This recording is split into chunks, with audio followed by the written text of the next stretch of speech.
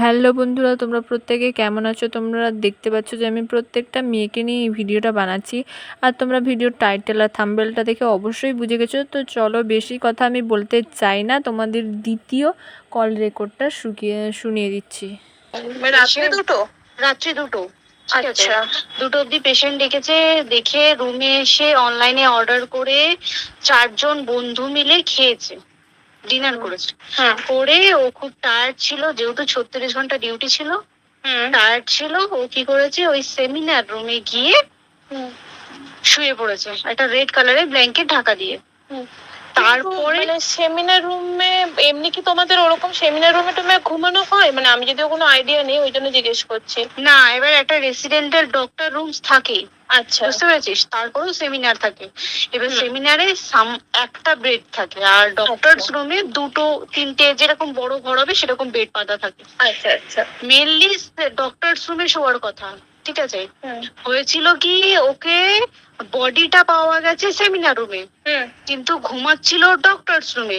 যে রুমটা তোর এখন ভাঙা হয়েছে, দেখেছিস রুমটা ভেঙেছে ঠিক বাথরুমের পাশেই, ঠিক আছে? মানে বাথরুমটাকে অজুহাত দিয়ে ওই রুমের দেয়ালটা ভেঙে দিয়েছে।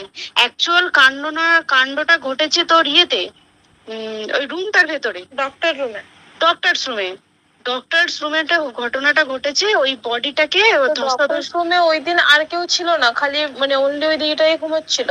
হ্যাঁ, এবার তোকে আমি বলি, অন কলে নিশ্চয়ই একজন থাকবে না, ওর জুনিয়র সিনিয়র মিলে থাকে। এমনকি থার্ড ইয়ার একজন থাকবে, সেকেন্ড ইয়ার একজন থাকবে, প্লাস ফার্স্ট ইয়ারে ইন্টার্নশিপরা যারা থাকে তারা ইন্টার্নরা থাকে।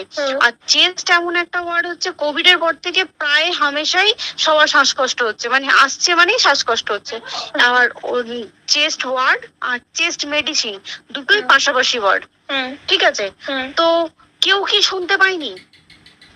কেউ শুনতে পাইনি। ওটাই তো আমি ওই দিনকে ওটাই ভাবছিলাম। এবার দেখ, ধস্তাধস্তি করাতে একটা নিশ্চয়ই চিৎকার হয়, একটা ভাইলেন্ট হয়, বুঝতে পেরেছিস? তারপরে আবার কি, যে 4 জন ওর সাথে খেয়েছে তারা কোথায়? তারা কেন মিডিয়ার সামনে আসছে না?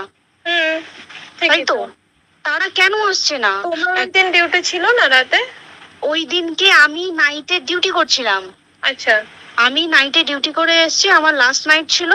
তো আমার তো 3 দিন নাইট থাকে, 3 দিন নাইট থাকার পর লাস্ট নাইট ছিল। লাস্ট নাইটের পর বুধবার আমার লাস্ট নাইট। বুধবার রাতে ঘটনাটা ঘটেছে। আমি বাড়িতে এসেছি, রীতিমতো বাড়িতে এসে শুয়ে পড়েছি।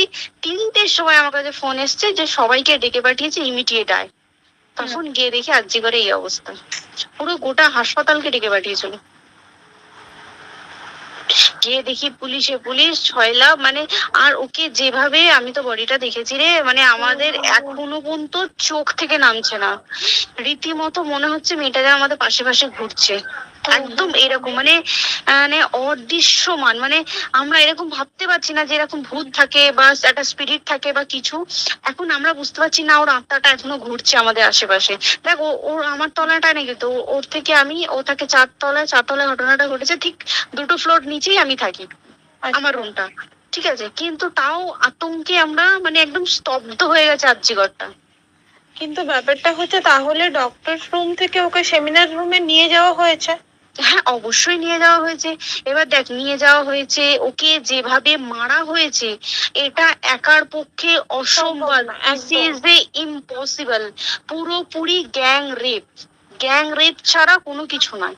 আর শুধুমাত্র রেপ নয়, রেপ করলো ছেড়ে দিল, ঠিক আছে, ওকে রীতিমতো মার্ডার করেছে। মানে হিসেব মতো যা বুঝছি, মানে তোমার কথাতে, ওটা হচ্ছে ওর ওই বন্ধু বান্ধব মেয়েতে জড়িত। এক্স্যাক্টলি, হয় ওর বন্ধু